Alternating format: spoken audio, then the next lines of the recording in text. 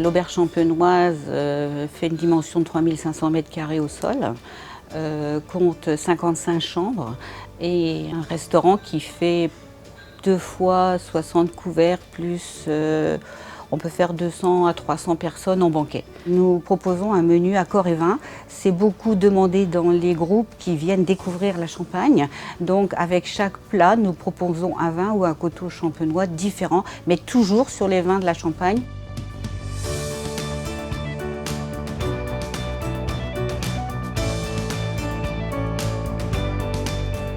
Mon prédécesseur a fait construire ce bateau en France, à côté de Royan, Saint-Sulpice de Royan, en 1992.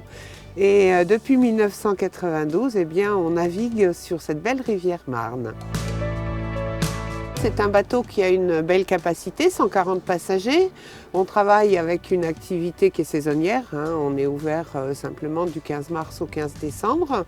On accueille à peu près 20 000, 23 000 visiteurs à l'année, des Français, des étrangers, un peu d'anglais, beaucoup d'amis belges, un peu d'allemands. On fait des croisières promenades commentées, des croisières déjeuner avec commentaires ou animation musicale, ainsi que des soirées cabaret où là c'est beaucoup plus festif.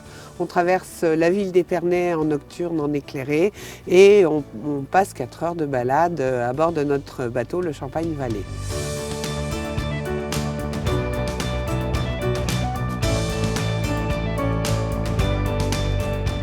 On se trouve donc à Passy-Grigny, au cœur de la coopérative de Passy-Grigny, donc en plein cœur de la vallée de la Marne, ce qui nous permet de produire des champagnes 100% meuniers, dû à ce terroir très qualitatif et exceptionnel qu'on va avoir ici même.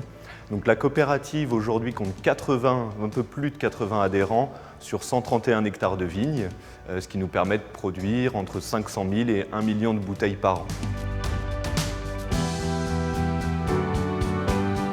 Nous avons tout un parcours de visite qui retrace le travail de la vigne et du vin, le musée dans lequel nous nous trouvons, qui va vous présenter un petit peu les différents vieux éléments dont on se servait pour la production.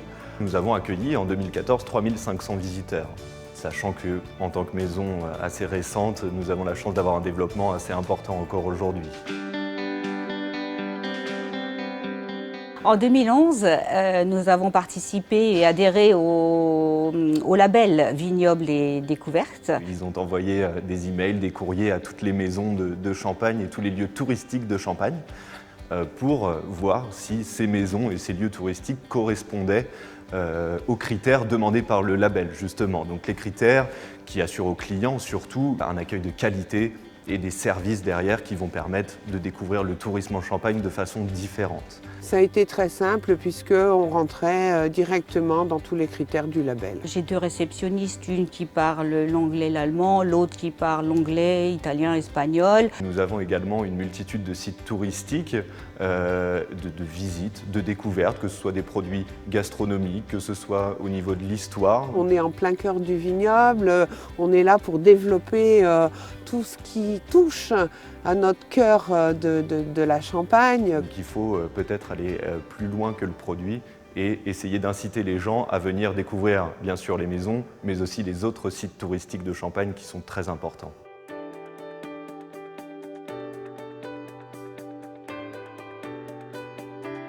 On a la chance d'avoir une quantité d'oiseaux aussi importants qu'on croise tout au long de nos balades, que ce soit les cygnes, les canards, les fouques, les hérons, enfin bon, et puis sans oublier le martin pêcheur qui est le plus bel oiseau des bords de Marne. On sollicite les gens à la découverte du Champagne, la découverte de la région, c'est naturel chez nous. On l'a toujours fait, donc pourquoi pas avoir le label. Je ne pouvais que rentrer dans cette démarche de vignobles et découvertes.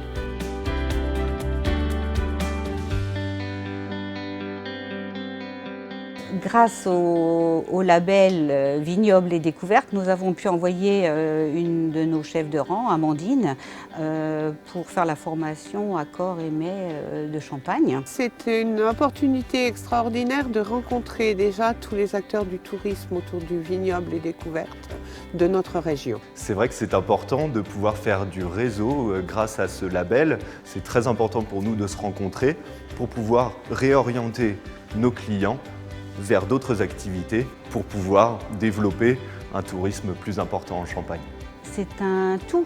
On est un petit maillon de la chaîne du Champagne. C'est quelquefois un client qui nous appelle en disant voilà, on voudrait faire la balade en bateau, mais en même temps on voudrait une dégustation de champagne, une initiation ou des découvertes de plusieurs viticulteurs. Et là, on appelle les collègues du réseau Vignobles et Découvertes pour leur demander de venir à bord pendant la balade, faire des initiations à la dégustation ou faire découvrir leur vin pendant un moment magique, quoi.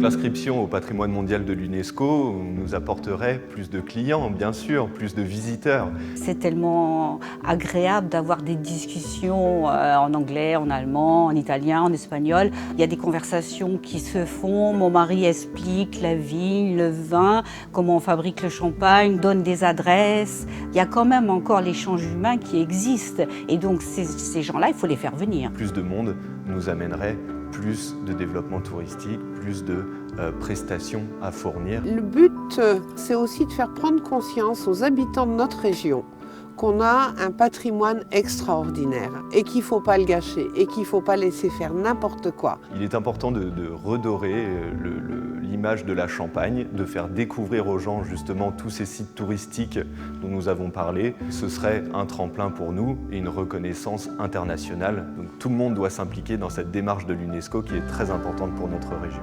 Je suis tout à fait convaincue que l'avenir est là de pouvoir accueillir de plus en plus de clients venant des quatre coins du monde pour leur faire découvrir notre belle région.